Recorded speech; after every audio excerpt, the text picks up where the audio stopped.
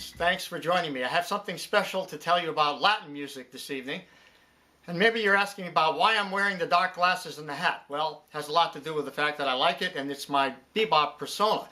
And anyway, Duke Ellington said this: by and large, jazz has always been the kind of man you wouldn't want your daughter to associate with. I think that's kind of funny. Anyway, another one he said is playing bop is like playing Scrabble with all the vowels missing. Anyway, he also said the great quote, "It don't mean a thing if it ain't got that swing." Well, this evening I want to show you some music that swings, but not in the way that we think of traditional swinging with swing eights, but with straight eights.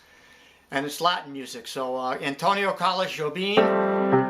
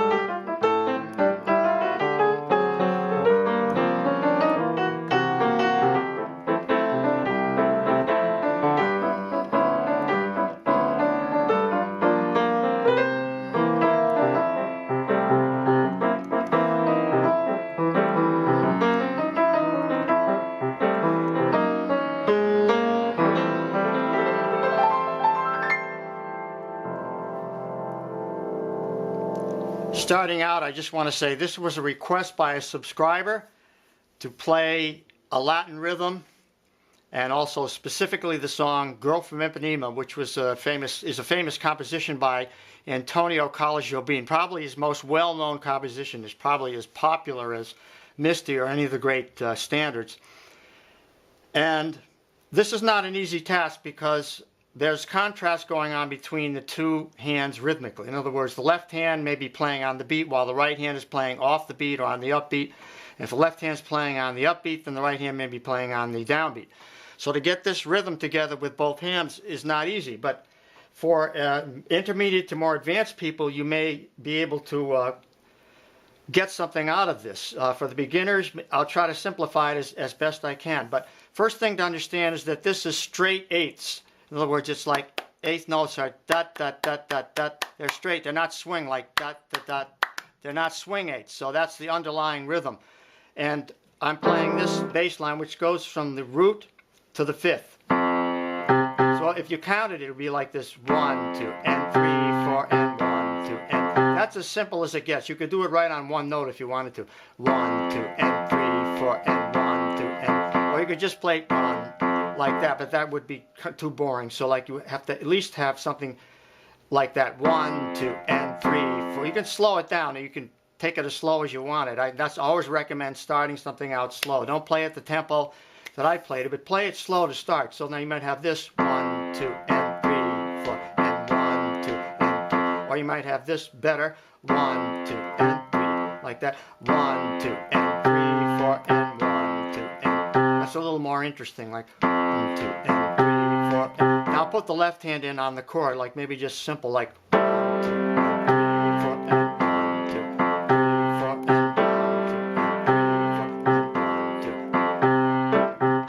Now, what I'm doing between the two hands is contrasted by the fact that the melody is being played up here, but I'm putting in the chord voicing here. I just have the simple bass line down here. Now, one variation of that is this. That's a little more complex, but a little more interesting. 1, 2, and 3, 4, 1, 2. Okay, so here's the introduction.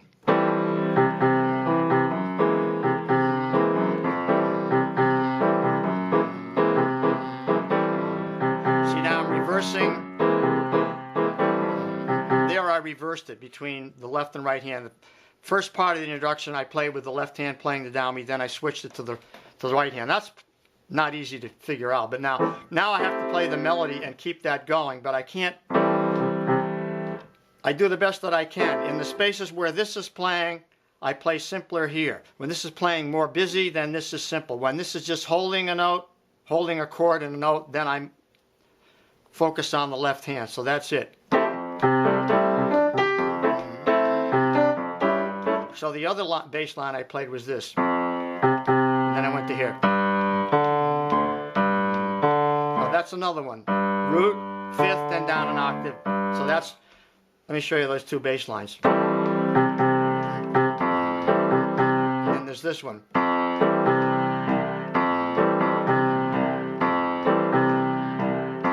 Notice how 1, 2, and that's ahead of the beat. That's what you want to achieve eventually. Now that's not easy. This is not easy to play.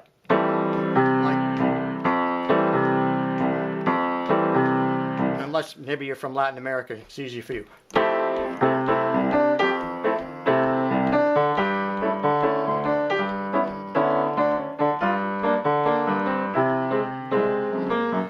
Now continuing, if you want to really learn to play this song as a solo piano piece, you know, if you're playing it with a rhythm section, then you can just play it.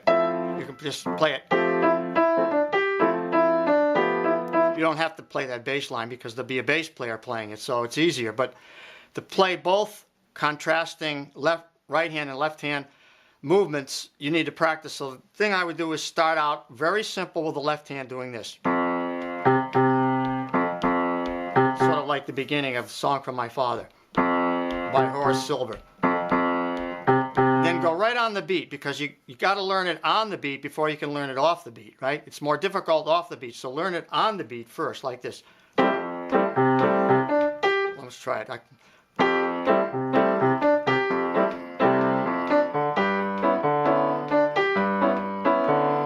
Maybe even this.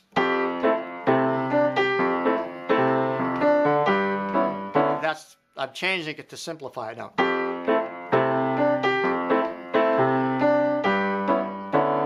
Now I'm losing the rhythm, you know. So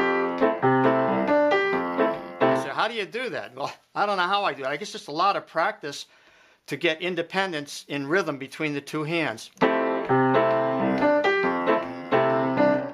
It's like I'm not thinking about either hand. I'm just letting it happen. I practice each hand separately. Like that, and then practice. See, this tends to play off the beat. 1, pa, pa. That's off the beat. 1, pa, pa, pa, pa, pa. It's off the beat. And if you play it all on the beat, square like that, it's not going to sound right. It'll sound like this.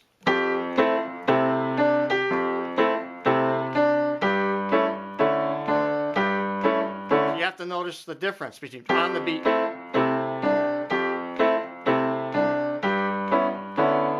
It doesn't sound right, no. See, now in the Latin music they use the clave or the cowbell to establish where the beat is. The conga player's playing, but everybody else, like the keyboard player's playing off the beat, the singers are singing off the beat, everything is off the beat, and that contrast between the rhythm and the melody and everything else makes it authentically Latin music. No.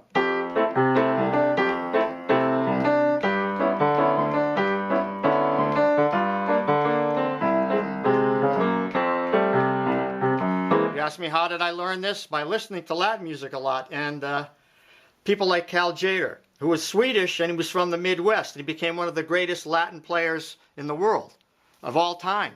And George Shearing, an English blind guy from England, a white guy, became one of the greatest Latin pianists of all time, you know. So it's pretty fascinating.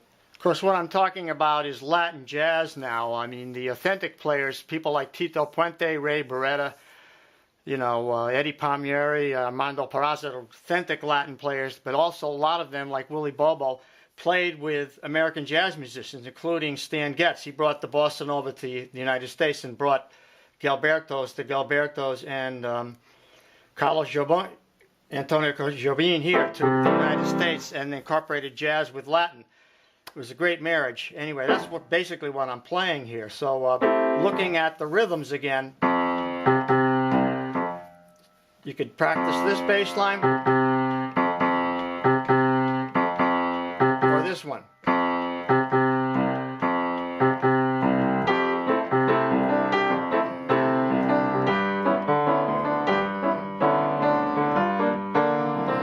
You see how now they tend to alternate. The right and left hand tend to alternate between who's playing, this guy or this guy playing on the beat or off the beat.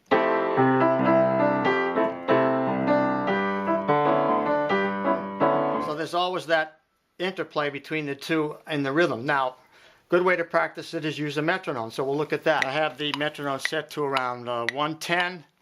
We'll call it the quarter notes. 1, 2, 3, 4.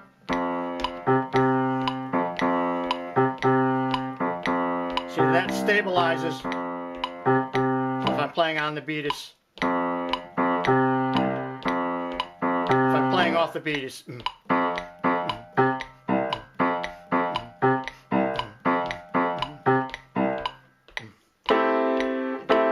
Put the right hand on the beat.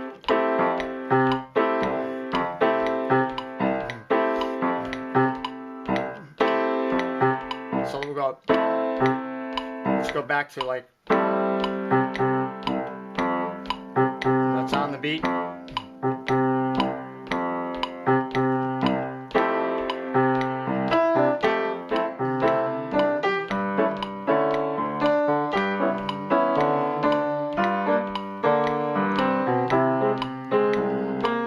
That's a little slower than I played it. Let's try to go up the tempo here.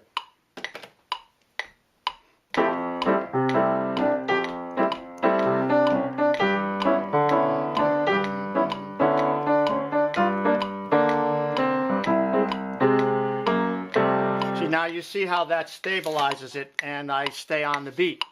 So this is really a great tool to have and to use, you know, because really your left hand is really maintaining the beat, maintaining the, solidifying it and keeping it steady.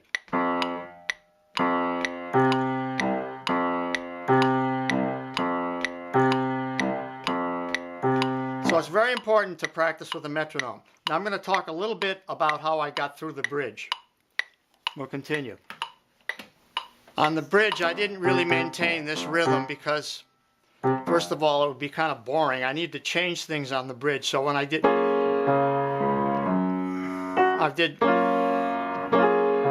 let's do it, go to the bridge.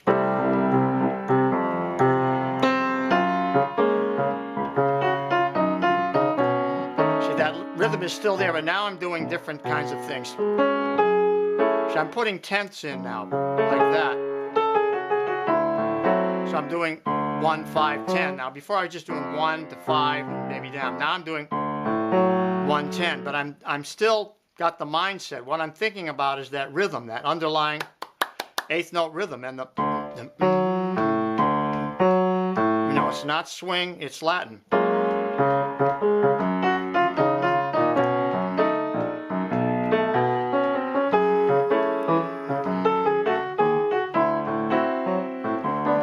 Not easy, but so there's that tenth again. I can move the harmony up like that.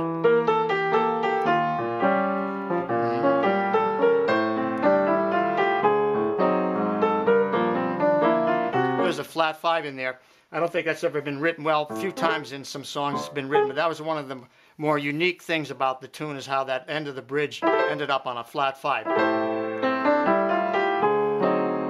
that's the flat 5 of D7, G minor, flat 5 of C7.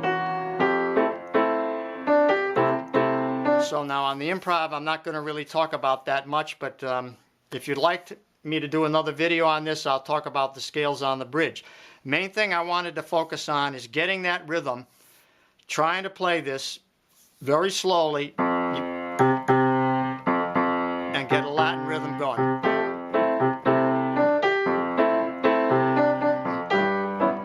And use the metronome because it's really going to help you a lot to really keep that rhythm steady, and that's important to developing your musicianship and also to be able to play with other musicians. So there you have it.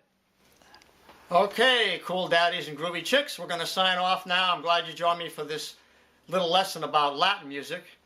And sorry about the dark glasses. Too many years in Hollywood. You know, I was used to being a musician in these dark clubs and so on. When I got out to Hollywood with all the bright lights, it ruined my eyes.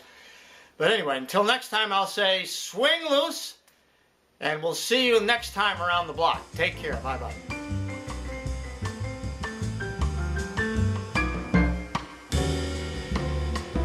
Signing off on the Jazz Ranch. Thanks so much for watching. And please consider buying my book to get the appendix for free. All you have to do is write to my email address, and I will send the appendix to you free.